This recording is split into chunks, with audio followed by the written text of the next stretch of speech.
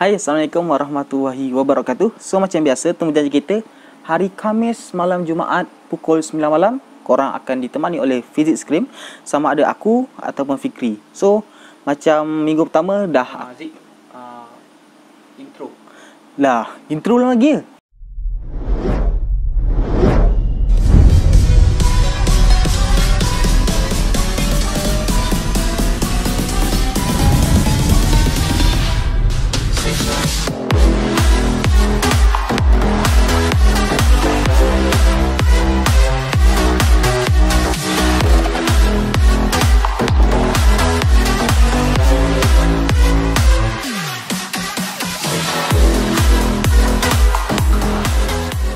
Assalamualaikum warahmatullahi wabarakatuh.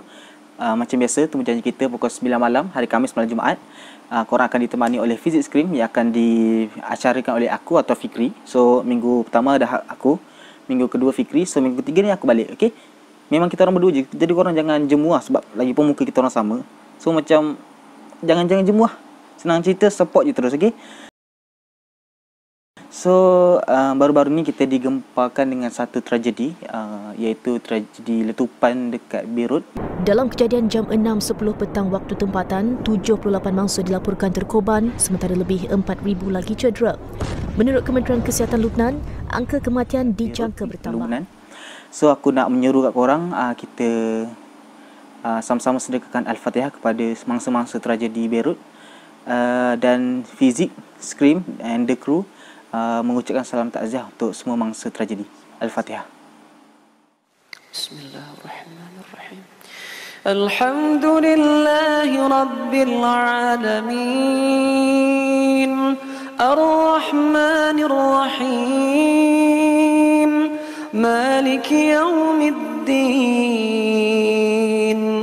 Iyyaka na'budu wa iyyaka nasta'in. اهدنا الصراط المستقيم صراط الذين أنعمت عليهم غير المغضوب عليهم ولا الضالين.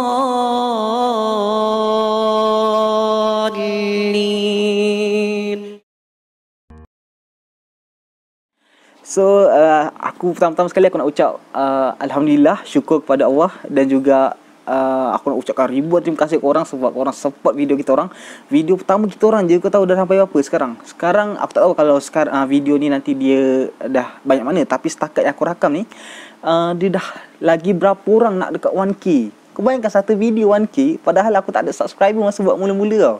Aku macam thank you gila kat korang yang support, yang sanggup bagi family tengok, kau share dengan kawan-kawan, lepas tu bagi adik tengok kan. Aku nak ucapkan terima kasih lah dekat siapa-siapa yang support kan. Korang pula yang subscribe, lepas tu tekan bell notification, korang memang aku cakap aduh, padu babe lah. Padu gila babe. Disebabkan aku nak tunjukkan rasa penghargaan, apresiasi, nampak? Apresiasi kepada korang, aku sanggup potong rambut, nampak?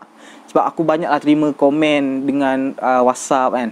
Diorang cakap macam rambut aku ni macam mengganggu kan. So malam ni siap-siap aku potong. Taklah malam ni aku potong dah beberapa hari lepas. Okay, aku potong, aku dah siap pomade. Kau bayangkan, tak dibuat orang pakai pomade pukul 3 pagi. Aku pakai babe. Okay, demi korang. So kalau korang tak support, aku tak tahu lah. Okay, jadi tanpa membuang masa, video pertama kita dah cerita pasal asrama. Video kedua kita dah cerita pasal jalan, kisah seram jalan. Yang ketiga ni aku ingat aku nak bawa kisah seram pasal kilang. Kisah kilang malam.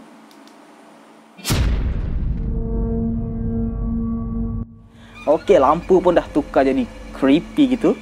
Okey, abang-abang kakak-kakak kilang ni kan, diorang ni digelar sebagai manusia yang tak nampak matahari. Kau tahu sebab apa? Sebab diorang keluar pada waktu pagi. Subuh-subuh tu memang tak ada matahari. Diorang keluar lewat malam babe, pukul 11, pukul 10 diorang baru keluar. Kau tahu, kau faham macam mana? Macam orang yang macam Dracula, tak boleh tak nampak langsung matahari lah. So aku nak cerita macam mana keadaan bila orang kerja sampai lewat malam. Kerja kilang pula tu kan, ada shift dia tukar, ada kadang-kadang kena kerja seorang-seorang, ada waktu bila kawan-kawan tengah makan kita kena kerja, ada shift pagi, ada shift malam. Aku nak cerita orang macam mana gaya diorang ni boleh menyebabkan diorang kena ganggu. So kita terus move on ke cerita pertama yang aku bagi tajuk Bila Hijab Terbuka. Sekejap, sebelum korang teruskan tengok kisah seram ni, aku lupa tadi nak ingatkan. Macam mana aku boleh lupa? Korang jangan lupa tekan button like, comment and share. Tekan button subscribe and bell notification supaya nanti bila kita orang upload video, korang dapat notification, okay? Jadi aku sebenarnya fikir kalau boleh aku nak lah dalam sebulan ni kita orang Fizikskrim dapat 1k subscriber supaya nanti bila nanti kita orang lebih semangat untuk hasilkan konten-konten baru, hasilkan video-video dan kisah-kisah menarik. Mungkinlah nanti editing dan wallpaper kita orang lagi cantik kan. Jangan lupa untuk terus support Fizikskrim. Ajak sekali kawan-kawan. Kalau ada mak ayah tu ada 2 phone, suruh dua-dua subscribe kita orang, okay? Jadi aku tak nak sembang banyak pasal kita orang punya YouTube channel. Kita terus ke kisah hijab terbuka. So kisah hijab terbuka ni adalah mengisahkan pasal seorang lelaki bernama Arman, okay? So Arman ni dia dianugerahkan dengan, aku tak tahulah kalau nak dikatakan ini anugerah atau ujian, tapi something special lah yang mana bila kau dapat mata yang hijabnya terbuka. Kalau aku tak nak lah hijab terbuka tu, tapi something special lah kan. Orang lain tak ada, kau ada kan. So Arman ni dia ada benda tu. So adalah seorang lelaki ni, dia pernah desak Arman ni macam cerita something special lah pasal hijab dia ni. Yelah, kau bayangkan lah, kau tengah makan, member kau ni pergi usah satu tempat, lepas tu duduk tenung, kau panggil macam, weh, makan lah, weh, makan lah. Lepas tu dia tenung, yang kau dah tak sedar hati, apa hal pula dia ni kan. So tanya macam, tanya tak jawab. Lepas tu pergi tandas kang, ajak teman macam, weh, teman aku weh, asal teman-teman dah sampai depan pintu tak nak dimasuk pula. Kau bayangkan lah, lepas tu kau tak pisang pula. Kau dah tengah kerja-kerja penat, dia ajak pergi tandas, kau dah teman, dia tak nak masuk. Kau tanya apa hal? Dah banyak kali desak. Maka terungkaplah bahawa si Arman ni ada hijab yang terbuka. So kalau korang nak tahu, hijab terbuka ni adalah keadaan di mana seorang manusia tu kita berkongsi alam ni dengan jin. So jin boleh nampak alam kita, tapi kita tak boleh nampak alam dia. So hijab ni adalah di mana kita boleh tengok alam dia, tapi berlaku pada certain manusia. Certain manusia tu pilih je boleh tengok. Si Arman ni dapat special tu, anugerah tu. Hijab dia ni dah terbuka sejak dia kecil lagi. Bila Arman ni cerita bahawa mak ayah dia pernah diceritakan kat dia masa dia kecil-kecil tu, dia selalu sangat mata dia melilau, pandang ke hulu kilir. Padahal waktu tu dia baby lagi. So tak dapat fikir lah. Kalau kita sekarang kita pandang lah mana-mana pun orang tak kisah pun kan, sebab kau dah boleh fikir, pandang lah apa pun kan. Tapi baby ni, waktu Arman ni kecil, dia pandang melilau. So kau bayangkan kalau kau tengah jaga baby menghadap ke tingkap sekarang yang kita orang tengah duduk, kau bayangkan kau tengah jaga baby, kau tengah agak-agak dia yang cak tu, tapi dia tengah pandang tingkap. Kalau dia pandang tingkap, dia pandang kau balik tak apa. Dia pandang tingkap terus. Kau tak meremang waktu tu. Kalau aku dah, ya Allah, kenapa budak ni? Aku memang dah angkat budak pergi tempat lain lah waktu tu kan. Jadi Arman ni waktu kecil, so nak dijadikan cerita, Arman ni bila makin besar, dia dah boleh berfikir. Umur 2 ke 3 tahun dia dah boleh berfikir. So bila dia nampak benda-benda ni, dia kata dia nampak macam-macam kan? Dia dah nampak benda tu panjang lah, benda tu tinggi lah, benda tu besar, kecil, bulat.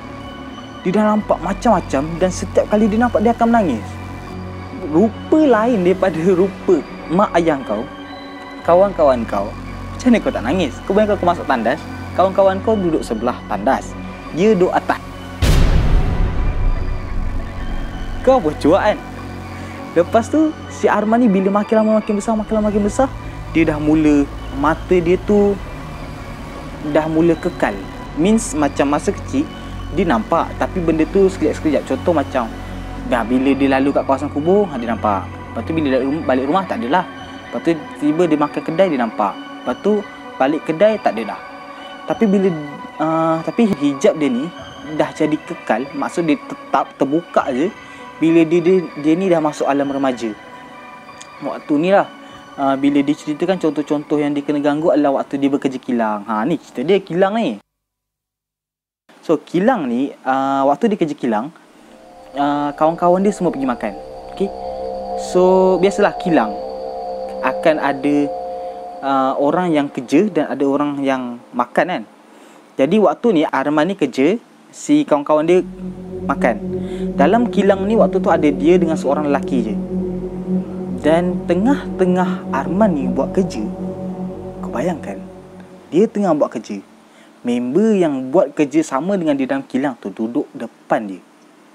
Kau bayangkan, dia tengah buat kerja, dia nampak dekat belakang kawan dia yang tengah buat kerja juga tu, ada satu lembaga yang rambut dia lusuh.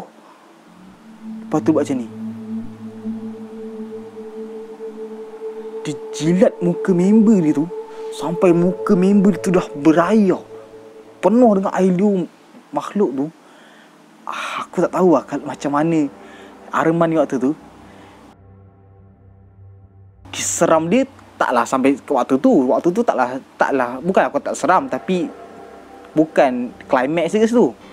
Climax dia bila Arman ni tengah menggigil buat kerja. Ya Allah, apa benda ni? Dia pandang benda tu, tak tahu dia buat apa ke benda. Benda tenung si Arman ni balik. Dia tenung sambil dia jilat kepala member kawan Arman ni, dia tenung.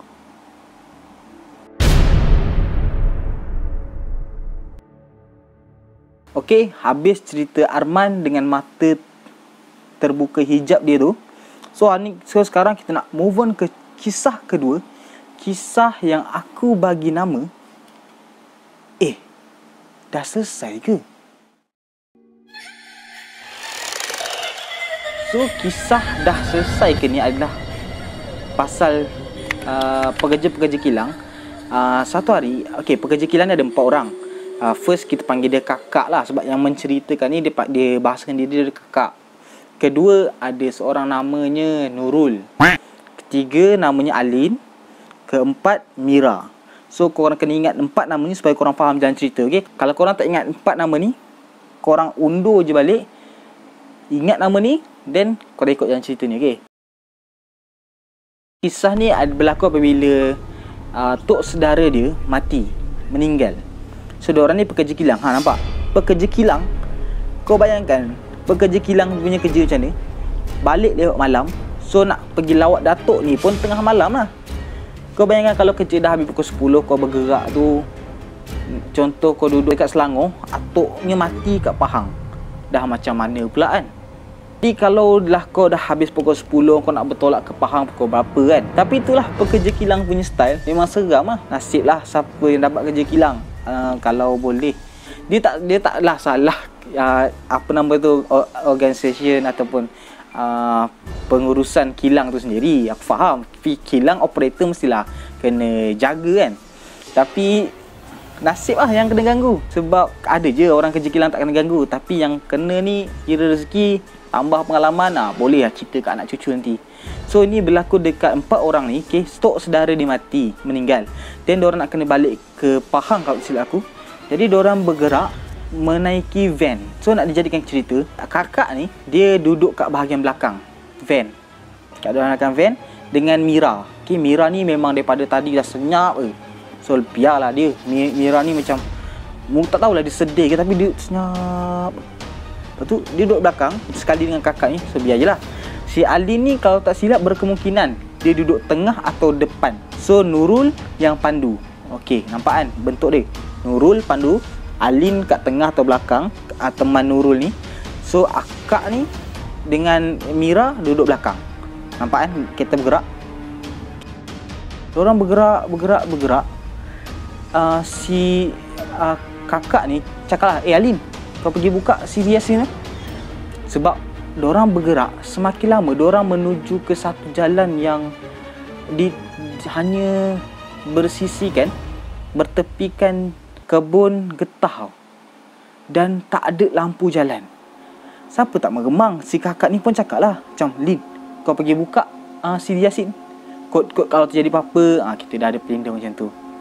Lepas tu dia jalan terus. Lepas tu si Nurul ni kata, kak, kita punya kampung kat mana? Kena belok mana? Lepas tu kakak ni, Si Nurul ni dah lupa jalan balik. So dia tanyalah si kakak ni. So kakak ni kata, kau pergi ambil ni selekor kiri. Lepas tu pusing je. Macam tu. Lepas tu okey. Si Nurul ni masuk kan. Lepas tu Mira ni daripada tadi senyap. Dia sedih kot atuk dia meninggal kan. Atuk saudara dia meninggal. Diorang masuk sampai ke jalan Kubur Lama. So nak dijadikan cerita, sampai kat Kubur Lama ni, tiba-tiba kereta van diorang tu mati tau. Dan seretak dengan bacaan Yasin tu tamat. Si Ali ni macam, kak kenapa ni? Dia mula marah-marah Nurul. Kau bayangkan tengah malam nak buat gurau macam tu kan. Si Nurul ni macam pelik lah. Macam aku tak tekan brake pun weh janganlah macam ni. Bacaan Yasin dah berhenti lah. So si Mira ni, dia daripada yang diam tadi, dia menyaut macam ni tau. Dah siap ke? Lepas tu macam orang lain ni macam, Pal. Yang diorang ni dah tengok keluar tingkap. Si Mira ni cakap, tu nampak tu, dah settle lah semua tu. Kubur, diorang nampak dekat kubur ada, orang nampak dekat kubur tu ada spotlight macam orang, kau tahu gali kubur malam-malam kan. So ada spotlight semua.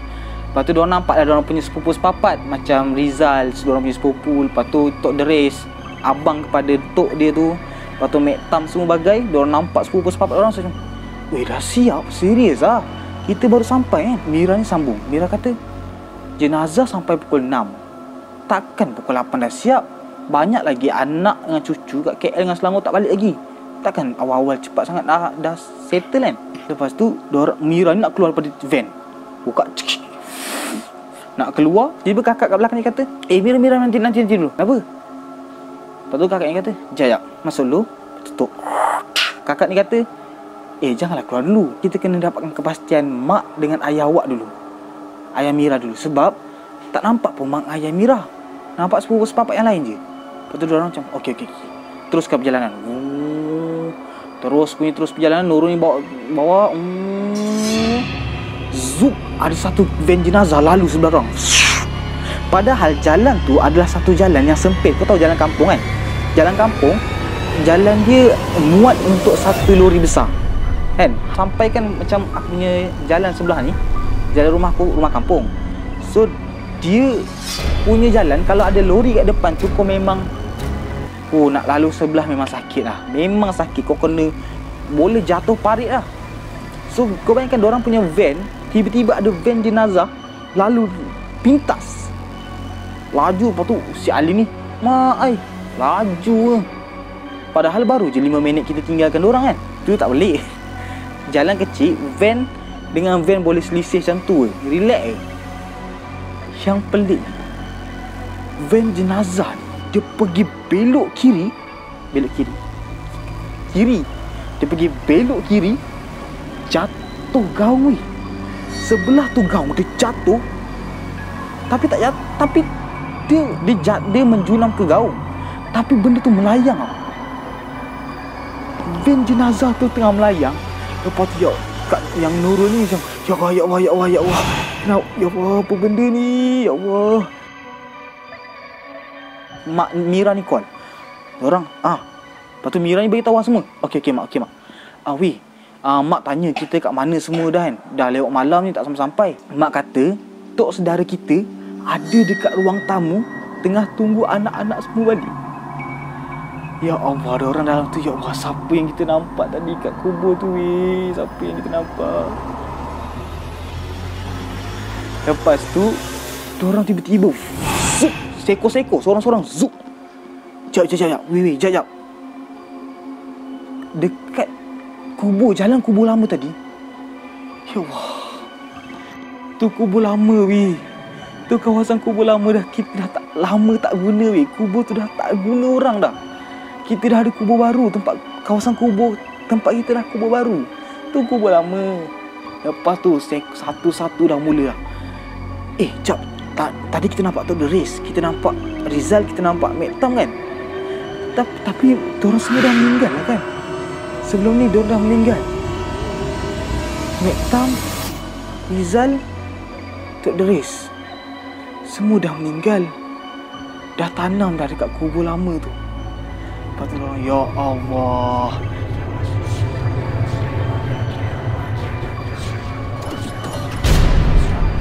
So kalau tanya aku, ya Allah, aku tak yang apa nama tu, van tu seram dah. Tapi tang dorang baru teringat yang kawan-kawan yang sepupu-sepakat orang dah meninggal. Ya Allah, macam mana kau boleh lupa sepupu-sepakat kau dah meninggal? Okey, dah settle 2 cerita. So tinggal satu kisah lagi aku nak bagi tahu korang. Dan sekarang dah 3.51. So mungkin malam hari ni aku boleh tidur awal lah. Okay, sebab habis awal kan. Biasa pukul 5 baru habis. Aku solat subuh baru tidur. So 3.52 ni boleh lah aku tidur kan.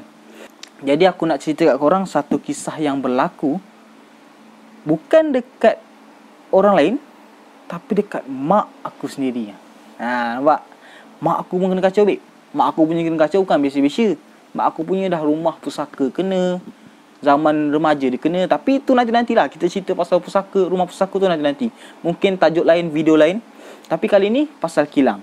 So kisah yang mak aku kena kacau ni, aku bagi nama sebagai Bayang Panjang.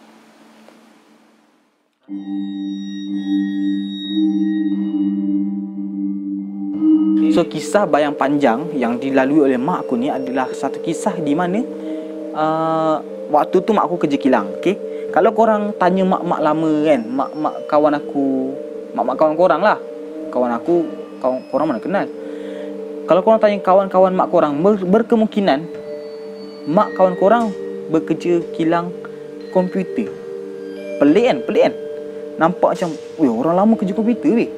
Tapi tak pelik pun. Sebab sebelum ni aku pernah tanya kawan aku. Kawan aku kata mak dia kerja betulkan chip komputer. Aku macam, wow, mak aku kerja betulkan komputer Serius lah. Lepas tu baru-baru ni pun baru aku tahu yang mak aku sebenarnya, aku tahu mak aku dulu kerja kilang, tapi baru tahu mak aku kerja kilang komputer. Oh, bijak dong aku. Aku miss. So kejadian ni berlaku waktu mak aku masih kerja kilang situ. Okay? Dan masih kejadian yang sama, malam hari mak aku ni tunggulah ayah aku datang ambil. Biasalah waktu ni dah kahwin dah. Dia tunggu mak ayah aku datang ambil, tunggu ayah aku tak sampai-sampai. So mak aku pun ambil inisiatif jalan kaki. Yelah, kalau lambat sikit mungkin tak apa, tapi kalau dah kau tunggu mungkin dekat sejam 2 jam, mungkin mak aku pun dah macam kenapa, ada apa-apa jadi ke? Tak apa, jalan kaki je lah kan. Jalan kaki. Mak aku ni agak berani juga. Nak jadikan cerita, mak aku pun ambil lah inisiatif jalan kaki.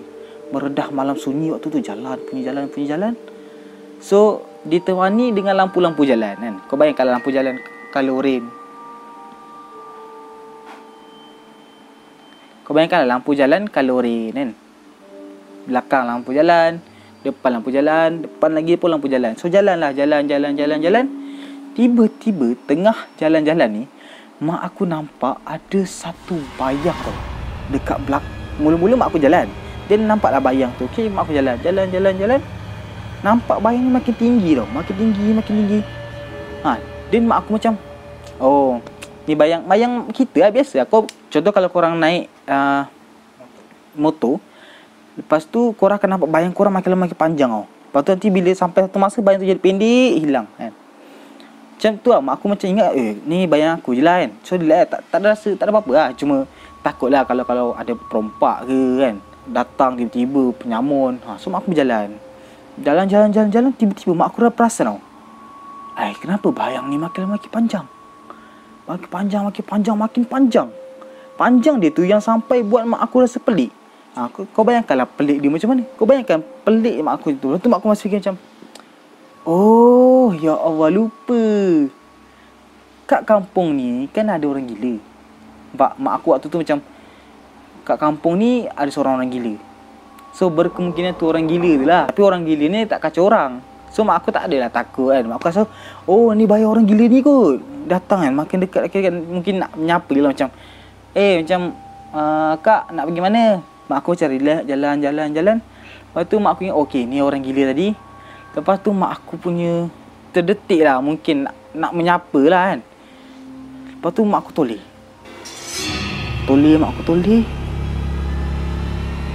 Mak aku toleh sampai belakang ni.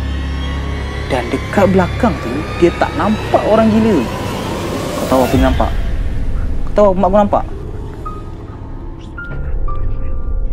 Mesti korang ingat ada benda di belakang mak aku kan, tengah ikut kan. Sebab tu bayang tu makin panjang dia ikut daripada belakang kan. Tak, cerita dia bukan macam tu. Itu cerita biasa. Tapi cerita ni adalah bila mak aku pandang belakang. Kau tahu mak aku nampak? Mak aku nampak ada satu susuk tubuh yang mana tengah berdiri tinggi. Aku dah remang. Dia berdiri tinggi gila sampai mak aku terpaksa mendongak tau. Kau bayangkanlah kalau orang tu tinggi pun kau just macam ni. Tapi mak aku punya dongak macam ni. Mak aku mendongak sampai mak aku kata mak aku cuma nampak paras bahu. Bahu dia kau tahu tinggi mana? Tinggi pokok kelapa. Ya Allah, aku tak tahu kalau kita mungkin kita panggil sekarang hantu galau kot. Mak aku kata mak aku tak nampak mak kepala. Sebab waktu tu dah capai tahap limit mak aku nak dongak. Dia baru sampai bahu. Bahu dia tu dah habis pokok kelapa. Kau tahulah pokok kelapa kampung macam ni tinggi-tinggi kan. Nak petik pun kau kena suruh monyet yang panjat. Lepas tu mak aku, ya Allah, mak aku balik. Dah sampai rumah mak aku menangis. Mak aku menangis lah. Dah seram kan. Nampak, ya tak pernah. Yelah, kau kena ganggu depan mata. Kalau benda tu lintas, kau lari je lah. Ni depan mata, kau nak dari mana? Mak aku lari, mak aku rasa macam lambat sangat. Mak aku lari lambat sangat. Kenapa lambat sangat? Mak aku cabut mak aku punya kasut, slipper, cabut lari sampai rumah. Mak aku nangis kan. Ayah aku tanya, awak kenapa ni? Mak aku nangis lah. Nangis. Rupanya malam tu yang ayah aku tak ambil, rupanya ayah aku tertidur. Bila mak aku cerita benda ni, aku rasa macam, seram . Jadi tamatlah video ketiga kita untuk Physics Scream, iaitu yang berkonsepkan kilang lama. Okay? Kisah dia ada yang ringkas, ada yang rare. Tapi yang aku paling suka yang mak aku punya cerita lah. Sebab mak aku sendiri kena. Aku boleh bayangkan yang macam ni situasi mak aku. Kalau yang cerita-cerita lain tu kau just kalau kau dengar orang cakap macam, oh okey. Tapi bila mak sendiri kena. Sebelum ni mak aku pernah dah cerita pasal kisah-kisah seram macam di dusun, belakang rumah pusaka, rumah lama tu kan. Tapi pasal kilang ni yang terbaru, antara yang terbaru yang aku dengar daripada mak aku. Jadi aku macam, aku bawa kisah kilang nanti kan. So carilah kisah kilang aku, yang paling last aku save untuk mak aku lah. The best lah. Itu je untuk video kompilasi kisah seram pekerja kilang malam. Okay, kalau korang suka video ni, tekan button like, comment and share. Tekan sekali button subscribe and bell notification sebagai tanda korang support Physics Scream. Aku tak minta banyak, cuma aku harap korang terus support Physics Scream supaya one day bila orang tanya macam, Physics Scream, mak tengok ke Physics Scream? Ayah tengok ke Physics Scream? Abang tengok Physics Scream?